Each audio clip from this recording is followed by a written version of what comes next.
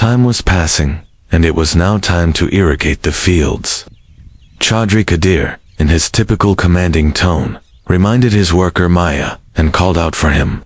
Maya immediately went to wake up the young Chaudhry. The young Chaudhry, whose name was Chaudhry Javed, was Kadir's only son. The entire village adored him and fondly called him Chaudhry, a nickname he absolutely hated. Javed was a handsome and striking young man, standing at the threshold of 22. Chaudhry Kadir had now reached that age where men mostly sit at home and nostalgically recall the days of household chores. The moment his wife Chaudhrani found out Javed was heading to the fields to water the crops, she started protesting loudly. "Chaudhry, I won't let my son go today. It's Thursday, and that silly boy wears perfume all day long. On top of that, it's the land with the peepal tree. It will be dark soon. No way, I'm not letting my son go." She said all this in her signature melodramatic style. Before Kadir could respond, Maya brought Javed, who had already changed his clothes. Soon, both Javed and Maya were ready to leave. "Amaji, you're my mother, that's why you worry. Maya and I will just go and water the fields and come back. You always get anxious hearing about that peepal land. That poor mad woman just wanders there. She doesn't even know who she is, let alone do anything to us." Javed hugged his mother. "Son, but what about what people say?" she replied. Just then, Maya arrived with all the tools needed for irrigation. They both saluted Chaudhry and Chaudhrani and headed to the fields. Most farms had kikar or shisham trees, but in the center of Chaudhry's land stood a giant peepal tree.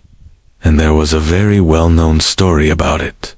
Once, a young girl from the potter's family mysteriously disappeared from her home. After searching around, they reached the peepal tree and found her in a strange condition. She was neither conscious nor aware. Her hair was messy. When they woke her up, her eyes were bloodshot and her breath so fast as if she had returned from a long journey. She was brought home in this condition, and the village cleric Maulvi Sahib was called to perform spiritual healing Dumdarud, but the story didn't end there. Now, it started happening frequently. The girl would suddenly disappear at night and be found in the morning Ganchas under the same peepal tree. Alaraka the potter, a poor man, couldn't afford to take her to a city hospital or a renowned spiritual healer. The local cleric's prayers had no effect. In fact, her condition worsened, where earlier she went into that trance-like state once a week. Now she was found almost every day in the same state under the tree. Poor Alaraka gave up. If she wasn't home by evening, he'd go bring her back from the tree. It was as if the peepal tree had become her real home. One day, Shota Chaudhary, Javed, and Maya had finished irrigating the fields. Javed, teasing Maya, said, "Go check under the peepal tree, see if the potter's girl is there." Maya turned pale. "Pray she's not there. Today it's Thursday. I've heard from elders that this night belongs to spirits. Humans shouldn't wander." "Javed," laughed Maya. "Look behind you. Something's standing there." Maya jumped like he stepped on a snake. "Please don't joke like that. My heart can't take it. It's just dusk. Not even midnight yet." Still talking, they walked toward the peepal tree. The air had a chill. The tree swayed like a drunken elephant. Dry leaves rustled unnaturally. Maya was looking around so sharply, it seemed like he could see even if someone was buried underground. They laid a cloth and sat to eat. "See what the mistress cooked, goat meat," Maya said. "Smells amazing," Javed replied. They joked and talked like close friends. Maya even told Javed, "You know, she loves you like a son. She always says Allah gave you to her after many prayers." As darkness fell and the village dogs started barking at the jackals, the two were quietly eating when suddenly they heard footsteps on dry leaves fast coming toward them from the other side of the tree. The thick trunk blocked their view. Maya moved closer to Javed. They couldn't see far in the dark. "Who's there? Come forward," Javed shouted. but no reply came. "Light the torch, Maya," he said. Maya hesitated, then angled the torch to peek past the tree. As he cast the light forward, he screamed, "Javid Bai!" But the next word stuck in his throat as he trembled in fear. In the midst of all this, Javed, with a hesitant attitude, stood where Maya had been before, still attempting unsuccessfully to speak. On the other side of the tree, there was complete darkness. The last days of the month were passing, and the moon had yet to rise. Javed first pulled Maya back and took the flashlight from his trembling hands. He pointed the light where he hadn't been able to see earlier. The light illuminated where Camly, Maya's daughter, had been. Her breaths were shallow, with one breath coming up and another going down. Javed was not a coward. He had come to the fields many times before to water them. He was familiar with every inch of the land, and he had spent time sitting under this very tree, getting to know the place. It was ironic that he had never seen Camly since she had fallen into this strange state. The villagers had given her the name Camly, but her real name was Rani. The Rani he knew was a beautiful young girl, who wore simple clothes but didn't need expensive ones to appear attractive. But now, what he saw was a different girl, sitting under the tree, hugging her knees. Her white clothes were now stained and filthy. Her long black hair touched the ground, and she was sobbing uncontrollably. This scene was terrifying. For the first time in his life, Javed was experiencing something so horrifying. He was still staring at her when suddenly she lifted her head and let out a laugh so eerie that Javed almost fainted. For the first time, he saw her face in this maddened state. She was the same Rani, but now she had become Camly. Her face was yellow, her eyes red and wild, and her breathing was erratic, indicating that she was under the influence of an unseen force. Maya hadn't seen her face, or he would have fainted right there. At that moment, Camly placed her hands on the ground, tried to stand up, and staggered forward like a toddler learning to walk. After taking a few steps, she came out from behind the tree. Maya could now see her clearly. "Javed, run. This is Camly, run," he screamed in panic as he stepped back. Camly staggered toward them, the dry leaves crunching under her feet, making the atmosphere even more terrifying. Suddenly, her body jerked, her body lifted into the air, and she began to cry out loudly. Her black hair swayed in the air. This was the scene that made Maya scream and faint onto the ground. Her cries now sounded like the screeching of cats, fighting the noise growing louder and louder. The wind also picked up, causing the dry leaves of the peepal tree to fall rapidly. There was no doubt now that Rani was under the influence of some jinn or witches. She was a powerful being, but even her strength was beginning to falter. She needed to stay strong for herself and for Maya, or this night could very well be their last. As the situation grew more desperate, Javed felt trapped in some invisible force. His hands and feet felt bound, his tongue was numb, and as the sound of the cats fighting grew louder, he was losing consciousness. Meanwhile, the anxiety of the village matron, the Chowdhury's wife, increased as she anxiously waited for her son to return from the fields where he was supposed to be watering the crops. She had heard the rumors of Camly being found near the peepal tree. The Chowdhury tried to console her, telling her that her son would be fine. But the matron wasn't convinced. She urged him to go check with the potter's house to see if Camly was there. Eventually, after much insistence, the Chowdhury went to the potter's house, knocking on the old door. "Who's there?" asked the potter, Ala Raka, cautiously. "It's me, Chowdhury, Kadir Baksh," the Chowdhury replied. "Oh, Chowdhury Sahib," the potter responded, surprised, quickly opening the door. "Is everything all right?" Before the Chowdhury could respond, he was shocked to see the matron standing beside him. "Good fortune has come to me today. My sister Chowdhury is here at our house. Come in, Chowdhury baby. Please come in. Brother, we have prepared a good place for you. We didn't mean to trouble you. The truth is, my heart is sinking, and I couldn't sleep. Your nephew, little Chowdhury, went to water the fields near the Peephole tree land, and hasn't returned yet. I just wanted to ask if Rani daughter is at home or not today. Chowdhury Bibi, I brought Rani back in the evening, but her condition worsened as soon as darkness fell, and she seemed to have flown away somewhere. It's quite late now, and I am exhausted from work all day, so I haven't gone to get her back. You know she's over by the Peephole tree. Oh my Allah!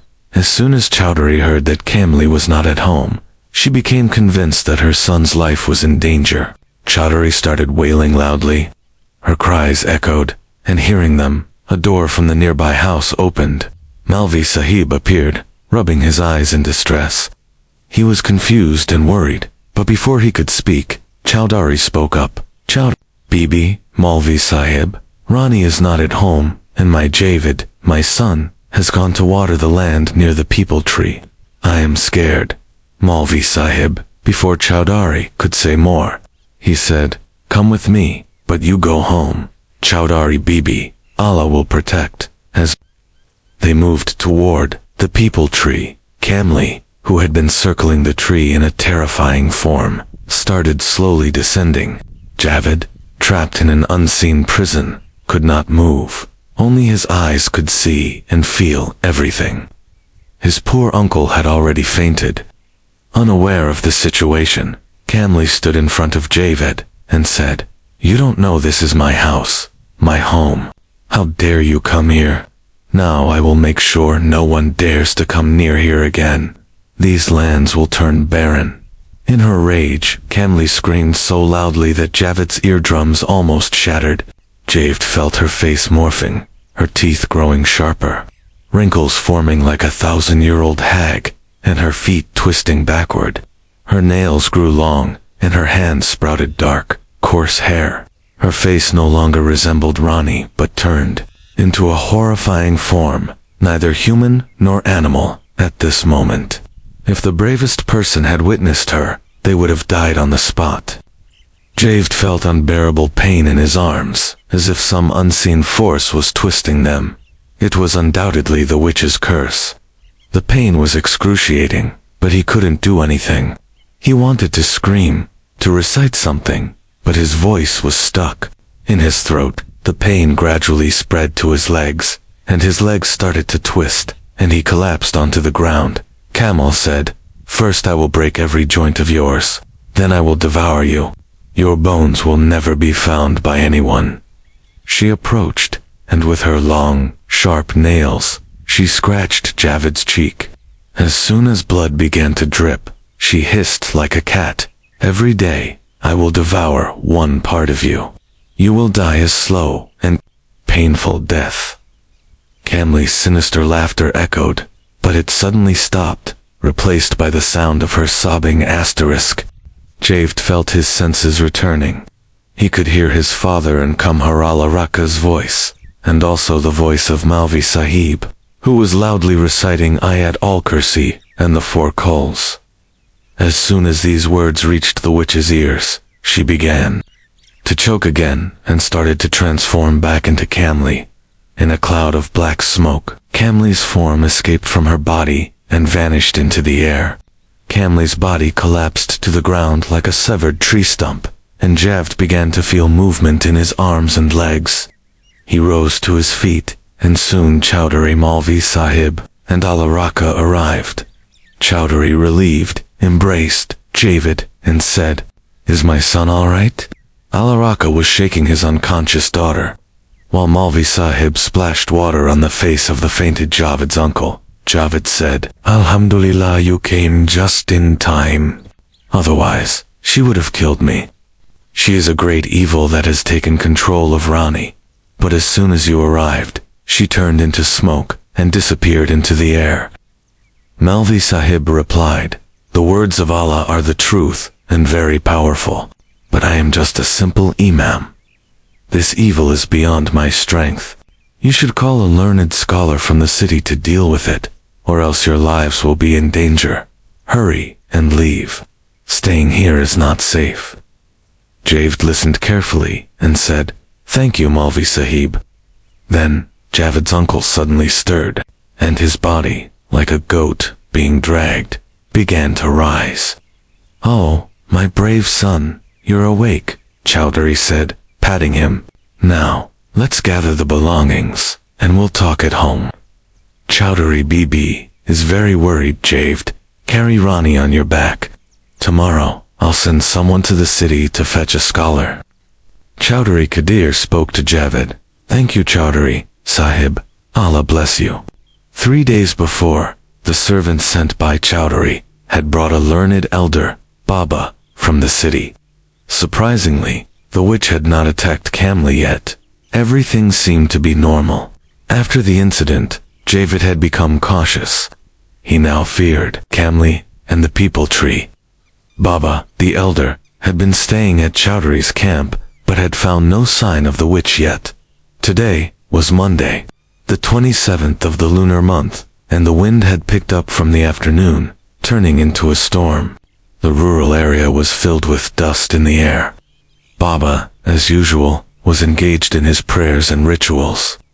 The stray dogs in the streets, instead of barking, had become quiet. Baba, with his eyes closed and focused on his prayer beads, began to chant more rapidly. He blew air over the water he held in his hand. After a while, he grabbed the hanging lantern in the room and stepped outside. The wind was blowing strongly, causing the lantern's flame to flicker, brightening and dimming. Seeing the light outside, Javed came out of his room. Baba smiled at Javed and handed him the water bowl, silently urging him to drink. Javed understood the purpose of Baba as they walked through the village streets toward the Peephole tree. After a while, the tree began to appear ominously, swaying in the strong wind. Javed's mind was filled with images from the recent past. The Peephole tree, under the dark night and strong gusts of wind, looked menacing. It seemed as though the tree had transformed into a witch's form. When they reached the tree, Baba drew a circle on the ground with his staff, then turned to Javed and said, Javed son, stay inside this circle. Allah will protect you. No matter what happens, you must not step outside of it, nor should you respond to any sounds unless I say so. Also, keep an eye on the water. I'm going to the other side of the tree. With that, Baba patted Javed's shoulder and moved to the other side of the tree. Javed sat down inside the circle, holding the water containers tightly with both hands. He waited for a long time, and nothing happened.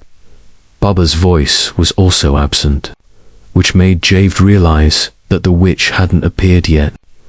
Then, suddenly, the sound of anklets could be heard, transforming into the eerie growl of several cats. Fear surged through Javed's body as he saw Kamli approaching, the growling of cats emanating from her mouth. As she neared the tree, she began to transform. Kamli was no longer herself.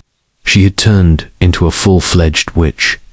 The atmosphere around them grew even more terrifying. Kamli let out a loud scream, soaring into the air and circling the Peephole tree. When she landed, she had turned into a bloodthirsty wolf, growling fiercely as she faced the other side of the tree. Suddenly, from the other side of the tree, a mighty lion appeared.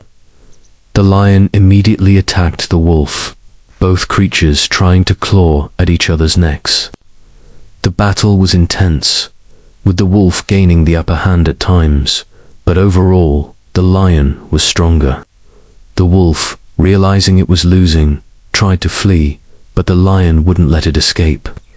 The wolf then leaped into the air, and the lion pounced, but the wolf turned into black smoke and vanished into the air. The lion returned to where it came from. This first battle between Baba and the witch ended in Baba's victory, but it was just the beginning. Afterward, the sounds of the cats growling returned.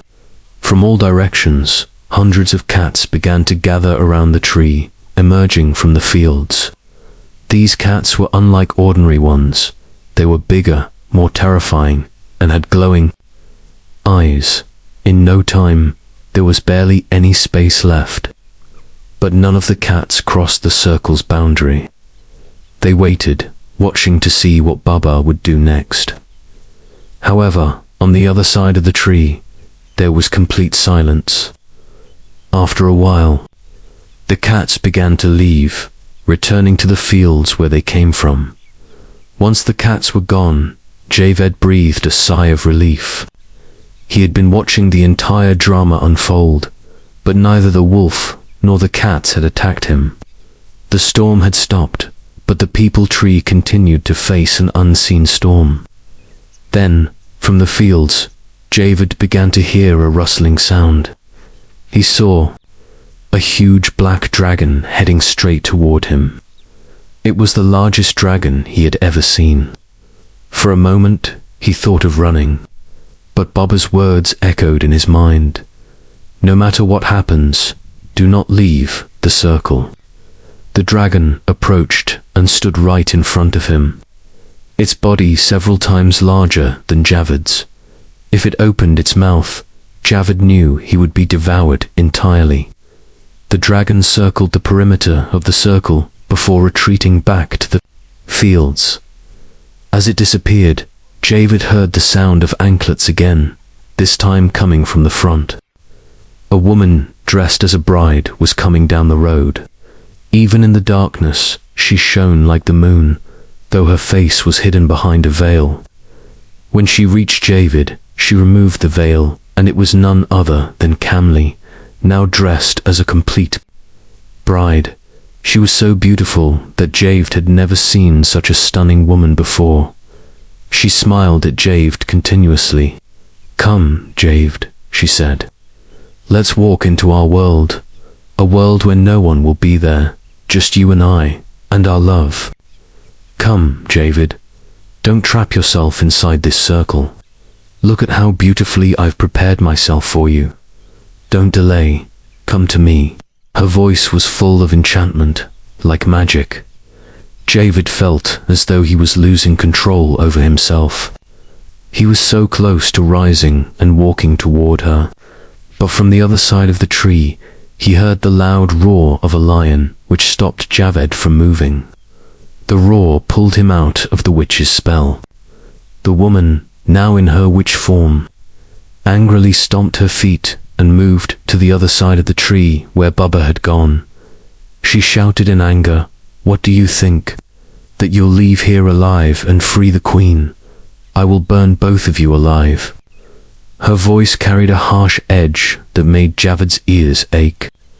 Just then, the peepal tree shook violently, as though it were about to collapse. The roots seemed to be coming loose from the ground. It felt as if the tree would fall on both him and Baba, crushing them. Panicking, Javed made up his mind to step outside the circle, but as he began to rise, he heard the lions roar again from behind the tree, as though it was warning him not to leave the circle. He understood Baba's silent message and, invoking Allah's name, he sat back down. The lion retreated, and Baba's voice reached him. "Son, Javed, I am very thirsty. Come here and give me some water. I am exhausted from fighting the witch. If I don't get water, I will die, and the witch will kill you as well. For Allah's sake, come quickly, son, and give me water." Baba was begging now, but Javed remembered Baba's earlier words, not to trust any voice, and not to step outside the circle. Javed stayed where he was, clutching the water with both hands. After a while, Baba's voice became angry. He was now shouting and demanding the water, but Javed didn't move. Finally, Baba's voice stopped, and Javed heard the cries of many women, as though they were mourning. "Oh no! Did you hear? The witch has killed Chaudhary and his wife. Someone go and inform the younger Chaudhary. Oh Allah!" The voices of mourning grew louder, and Javed's heart sank. He thought of calling out to Baba to ask if it was true, but before he could calmly emerged from behind the tree. This time, she was dressed in old, tattered clothes, her hands stained with blood. "I've just killed the Chaudhary and his wife," she said. "Don't believe me? Go and see for yourself. Now step outside the circle and I'll show you." The voices of women mourning continued from the village, but Javed didn't respond to the witch. He remained silent, staring at her. "You both will die. I'm going to kill you all," she said with an evil smile. At that moment, Baba Alam emerged quickly from the other side of the tree and struck Kamli's legs with his staff. Kamli collapsed to the ground, and Baba Alam quickly drew a circle around her and began to rapidly move his prayer beads.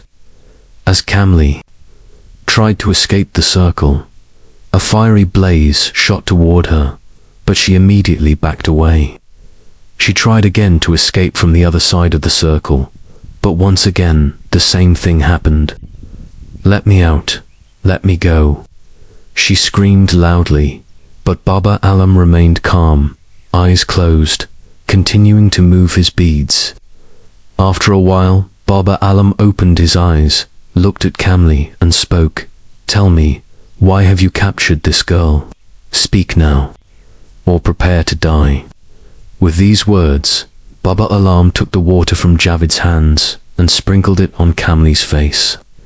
In pain, Kamli writhed on the ground, crying out loudly, "Stop, stop, I'll tell you everything." She was very beautiful. Every day, she would come here with her mother to cut grass. I hated myself when I saw her, so I captured her and destroyed her beauty. Finally, the witch confessed her reason true beauty lies not in faces, but in hearts, in character. Those who chase after outer beauty lose their true path. "You've crossed your limits now, Kamli.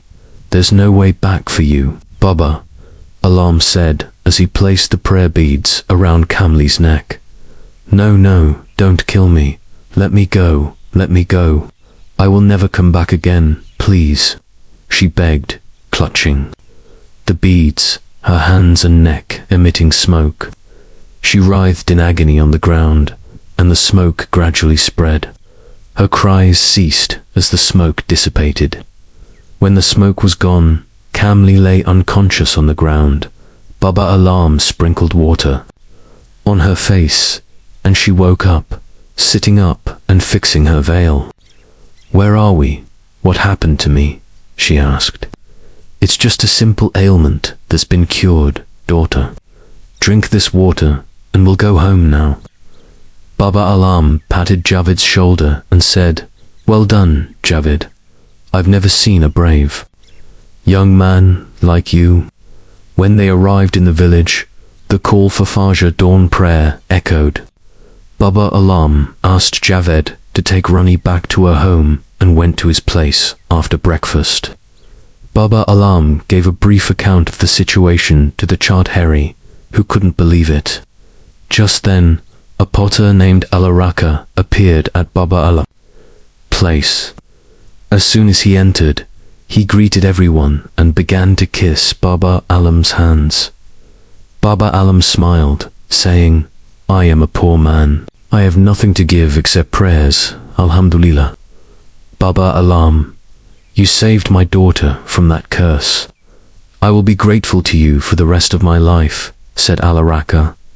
Baba Alam responded, "Brother, thank Allah. Everything comes from him. What can a man do? It is all his will." Saying this, Baba Alam stood up and whispered something in the Chaudhary's ear. The Chaudhary smiled and replied, "How can there be hesitation in good deeds, Baba Alam?" With this, the Chaudhary spread out his cloak in front of Alaraka, who immediately understood and embraced the Chaudhary thus. The marriage of Rani and Javed was arranged, and the next day, Baba Alam returned to the city.